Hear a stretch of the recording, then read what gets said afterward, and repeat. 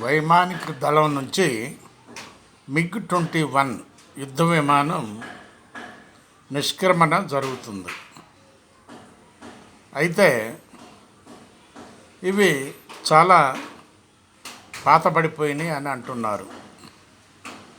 మంచిదే, పాతబడిపోయినాయి కాబట్టి లేటెస్ట్ విమానాలు, యుద్ధ విమానాలు ఉండటం మంచిదే. అయితే ఇవి స్క్రాప్ కింద కాదు, వీటిని నిష్క్రమణ చేయటం అంటే అవి ప్రస్తుతానికి వాడరు ఆ యుద్ధానికి అని అర్థం.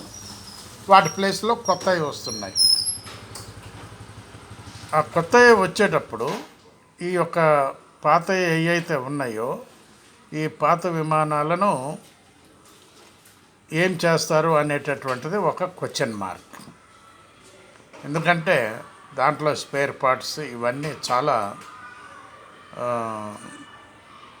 నెంబర్ 1 స్థానాన్ని ఆక్యుపై చేసి ఉన్నాయి. అవి బయట దొరకాలంటే దొరకవు. కాబట్టి మరి ఈ విమానాలను ఏం చేస్తారు, దేనికి ఉపయోగిస్తారు, ఇంకా ఎంతకాలం ఇవి పనిచేస్తాయి అనేటటువంటిది భారత ప్రజల్లో ఉన్నటువంటి క్వశ్చన్ మార్క్. ఆలోచించండి ప్లీజ్.